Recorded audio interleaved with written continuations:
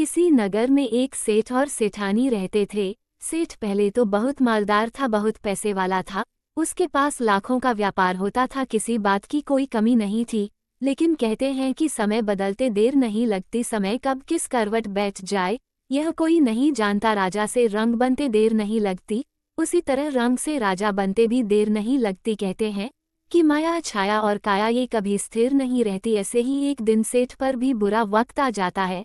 सेठ के व्यापार में काफी घाटा पड़ जाता है। करोड़ों की संपत्ति का मालिक सेठ दूसरों का कर्जदार बन जाता है और सेठ एकदम से कंगाल बन जाता है। ये तो आप जानते ही हैं कि बनी के सब साथी होते हैं, बिगड़ी का कोई नहीं। सारे रिश्ते नाते धन के ही होते हैं। धन छोड़ते ही अपने सगे भी पराये हो जाते हैं। धनहीन होने पर सगे रिश्तेदार, भाई बंधु सभी दूरियां बनाने लगते हैं।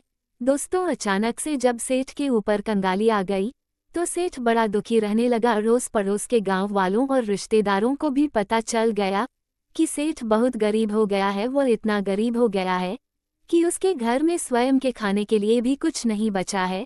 सेठ की हालत बद से बदतर होती गई। वह कर्ज में डूब गया। कर्ज मांगने वाले भी उसे बहुत तंग किया करते थे। आए दिन कोई ना कोई उसके द्वार पर खड़ा ही रहता था कि सेठ जी, आपने हमसे पैसा उधार लिया था, उसे चुकता क्यों नहीं कर रहे हो। एक दिन सेठ ने अपनी पत्नी से कहा कि भाग्यवान, आजकल कर्ज वसूलने वालों ने हमें बहुत तंग कर रखा है। कुछ समझ में नहीं आ रहा है कि अब हम क्या करें, उनका पैसा कहाँ से चुकाएं। ऊपर से हमारे खुद के खर्च के लिए भी हमारे पास धन नहीं है। मैं सोच रहा हूँ कि कुछ दिन के लिए तुम्हारे मायके चलते हैं। अगर तुम्हारे मायके वाले कुछ मदद कर देंगे तो हम फिर से अपना कोई छोटा मोटा काम शुरू कर लेंगे। आखिर मुश्किल वक्त में रिश्तेदार ही तो काम आते हैं। सेठ की पत्नी ने भी कहा कि आप सही कह रहे हैं, अगर मेरे पिता और भाइयों से कुछ मदद मिल जाएगी तो हम कोई ना कोई काम धंधा फिर से शुरू कर लेंगे। पत्नी की सहमति मिलने पर वह सेठ अपनी पत्नी को साथ लेकर रात के अंधेरे में अपनी ससुराल के लिए चल देता है। सेठ की ससुराल वहां से लगभग 4 कोस की दूरी पर थी। सेठ बड़ा ही स्वाभिमानी था। जैसे ही अपनी ससुराल के निकट पहुंचा तो गांव से बाहर ही एक कुएं के किनारे पर बैठकर उसने अपनी पत्नी से सलाह ली और कहा कि प्रिया, हम ससुराल तो जा रहे हैं लेकिन मेरी हिम्मत नहीं हो रही है कि मैं वहां जाऊं, क्योंकि अभी तक तो लोग हमसे मदद मांगने आते थे। मैं लोगों की मदद किया करता था, लेकिन अब मुझे किसी के द्वार पर हाथ फैलाने पड़ रहे हैं। सेठ बड़ा विस्मय में था। वह सोच रहा था कि अगर उन्होंने मेरी मदद ना की और यदि मना कर दिया तो मैं आत्मग्लानि से मर जाऊंगा। कहते हैं कि यह समाज उसी को खाने को पूछता है जो घर से खाकर आता है। जिसका पेट पहले से ही भरा होता है, लोग उसी को आमंत्रित करते हैं। भूखे लाचार लोगों को कोई नहीं पूछता। वह सेठ अपनी पत्नी से कहता है कि तुम एक काम करो, पहले तुम अपने पिता और भाइयों के घर जाओ। अगर वे लोग तुम्हें देखकर खुश हो जाएं, तुम्हारा खूब आदर सत्कार करें, तब तुम मुझे आकर यहाँ से बुला ले जाना। अगर तुम्हारे साथ खुश होकर बात ना करे, तुम्हारा कुछ भी आदर सम्मान ना करे, तब तुम खड़े खड़े ही वहां से लौट आना। तब तक मैं इसी जगह पर बैठा रहूंगा। सेठ ने अपनी पत्नी से ऐसा कहकर उसके मायके में भेज दिया और स्वयं उसी कुएं पर बैठकर उसके आने का इंतजार करने लगा। सेठ की पत्नी अपने पति को गांव से बाहर उसी कुएं पर छोड़कर अपने मायके में जाती है और जाकर द्वार पर खड़ी हो जाती है। उसके भाइयों ने और भाभियों ने जब देखा कि हमारी बहन और नंद हमारे घर आई है तो उसे देखकर वे लोग सोचने लगे कि इसका पति अब तो बहुत कंगाल हो गया है। कर्जा मांगने वाले दिन रात इन्हें परेशान करते रहते हैं, इसलिए जरूर यह कुछ ना कुछ हमसे मांगने ही आई होगी। दोस्तों, कहते हैं कि निर्धन मनुष्य से सभी लोग कन्नी काटते हैं।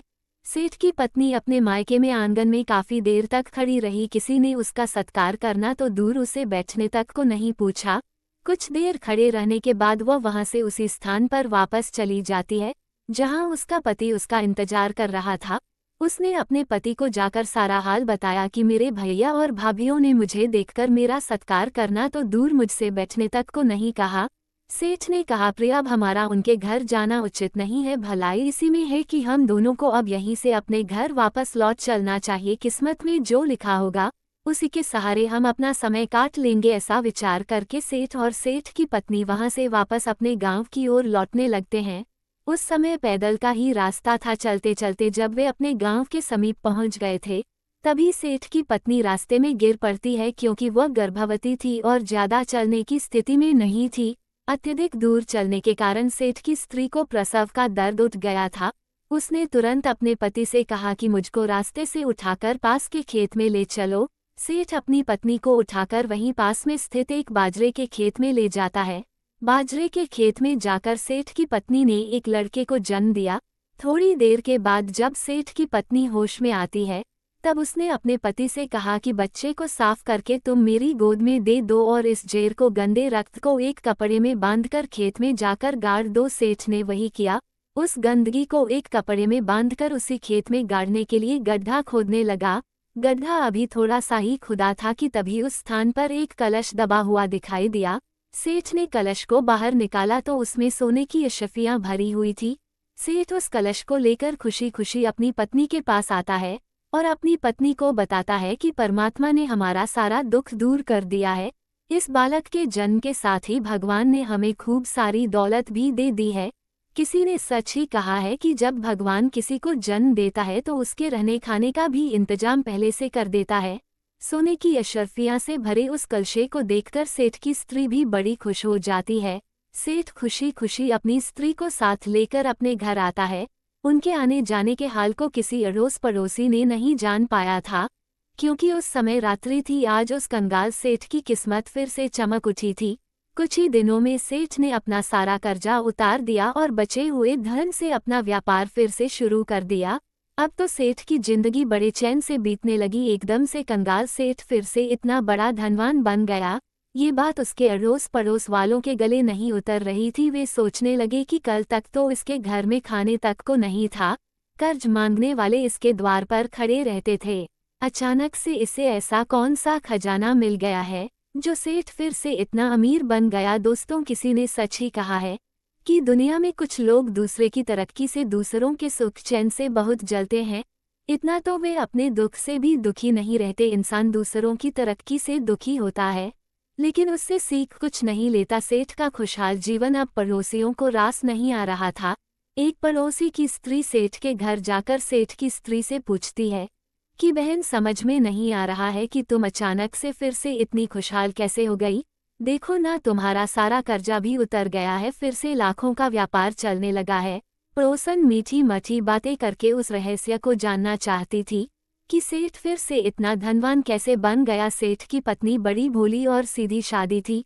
उसने जैसे जैसे धन मिला था वो सारी बात पड़ोसन को बता दी। पड़ोसन ये सुनकर अपने घर जाती है और अपने पति को सारी बात बताती है। सेठ को धन मिलने की बात सुनकर पड़ोसी के पेट में पानी हो जाता है।